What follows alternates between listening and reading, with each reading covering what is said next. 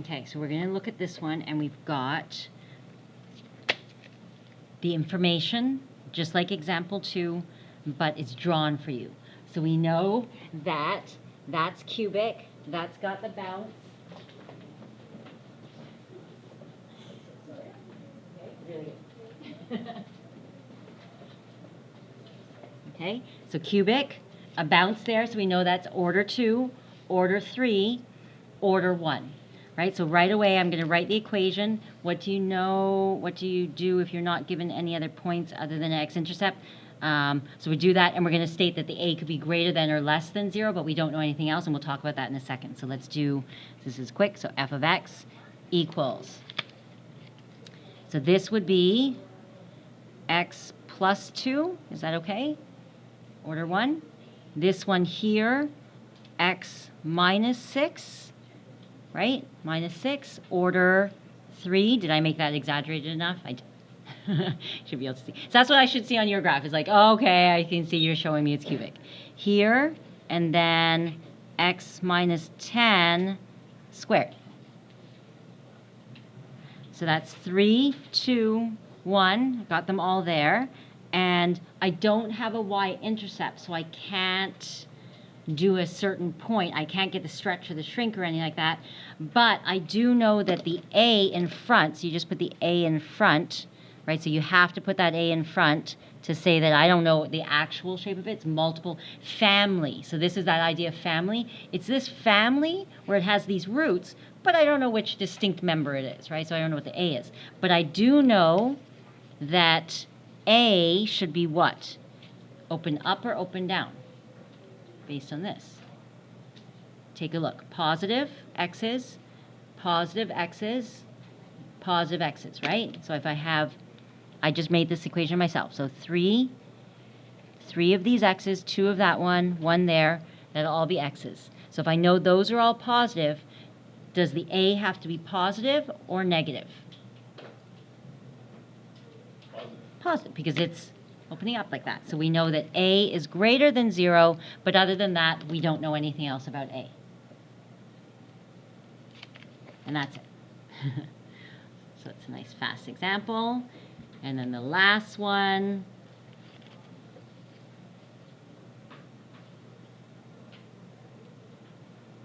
Good for that? Yeah. What do the x's have to do with finding, like, to see if a is bigger or smaller than 0, can you not just use the a plus x? Yes, but if I had done this 2 minus x, that's actually a negative, right? So if I had for some reason written my x's backwards, which I don't know why you would. When you're writing the equation, everyone always seems to write it in descending order.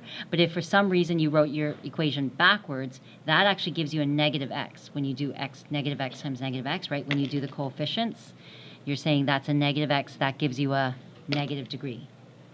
Generally, when you write the equations, we write in descending order. It's just our habit. So it would be positive x, positive x, positive x, right? 3. But if you wrote it backwards, you have to look, because if I said to you, what is a, and I'm telling you that it opens up, and you said that a was positive, that's wrong. Because look, negative x times a positive x gives you a negative. So I need this to be negative to make it open up, right? So you're looking at the coefficients. So that's a negative x and that's a negative x, and you'd need a negative a to make it open up. Okay, so that's why I looked. That's a positive x, positive x, positive x, right? All those are positive times a. I need it to be a positive a so that it would stay positive. All right? When you make the equation, you usually don't make it tricky because you're not going to trick yourself. So that's why, just look. Right. Good for that one? Any questions? So then try it again. And we've got the equation of, so I'm going to go f of x equals, I'm going to put the a here first, right? Because we don't know about the size, so always put the a, always include the a, right? So always include the a, and we'll find it after when we can. If we can't find it, I do want you to write this, though. So you're going to tell me what you do know about a. So that's what I said. Right? If you're not given another point, then tell me what you do know about A, right? So say I know there's an A, I just know it's positive or negative, or tell me, okay? So if I'm going to fill this in. Okay, minus 7 makes it x plus 7. How many of them? 2. How many x plus 4s? It's distinctly cubic, right? So 3. We'll come back to that point in a minute. Here, x, that's minus 4. How many? Just the 1, yeah. Here, x minus 8, and it's just the 1. So 1, 1, 3 of that one, 2 of that one. A's in front. I didn't give you the y-intercept this time, but I don't have to give you the y-intercept. I just gave you a point. You can still sub that in for x and y and sub to find A. Okay, so you're still going to sub x and y, negative 3, 8, to find your A value. Okay, and our drawings, when we do it by hand, are also not to scale, right? So I just draw it and throw a number down. I'm like, meh, close enough. Okay, so it might not be to scale at all. My drawing may not be to scale at all, so don't get mad at me if it looks kind of funny. So here we've got 8 for the y. A is what we're looking for. And we're putting in negative 3.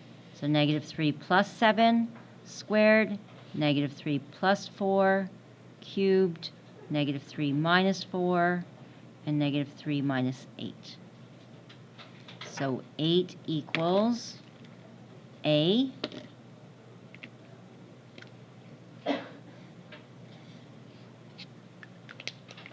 Sorry about the spacing there. A, and this will be 4 squared. That's 1 cubed, negative 7, negative 11. And I get some number. Oh my gosh, can... Okay. Oh, I meant to fix this. I don't think I did. Okay, what is this? 16 times 7 times... Oh, that's not bad. 1,232? Nothing. Do you know what it was before I made this question up and I fixed it from last year? You want to see what it was before I tried to fix it? It was 2,048,000. I went, I should fix that. I should maybe not make it negative 2,040,000. That was last year, so I fixed it, and I'm like, I'm going to redo this. I had my order and my graph was all funny. I'm like, I'm going to fix that page. So see, 1,000 is nothing in comparison to what we had last year, which was apparently negative 2,048,000. Yes? I'll look at it. If it is 2 million, you might want to hesitate and go, But then you might go, you know what? She was a little sleepy looking, so maybe she didn't check the number. I generally check it over. That I probably wouldn't put on a test. But if you're sure, you go, I am sure that that is a negative 1 over 1 million, and yeah. Likely it won't be, but you trust yourself. You're going to trust your math and go, you know what? So that's nothing. This is, what was I saying? This is not a bad number at all. It's like 11 times 7. So am I right? So it's 7, 11, and 16. It's nothing. 1,232. Nothing. So 8 over 1,232. Is that right? And then that reduces to, right? So they can divide by 8. You can divide the top and bottom by 8, right? 1, 2, 3, 2. I just tried 4 and 8, so divide by 8. Yes, divide the top and bottom by 8, and you get 1 over 154. That's nothing. That's a beautiful little number. There you go. And then just rewrite. So yeah, generally on the quiz test, we will probably, maybe, likely not give you something that's in the 2 millions. I mean, unless we lost our mind completely. Yeah, look how small that number is in comparison to what I had. So x plus, so just rewrite it. I don't care about the order of this. Honestly, if I can just find the factors. You're supposed to try to put it in increasing order of the degrees, but honestly, if I can find the factors, I'll be happy. So I'll look for an x minus 8, x minus 4, x plus 4, 3 of those, 2 of those, and that. Okay, and then we're good. All done. Anything? Good.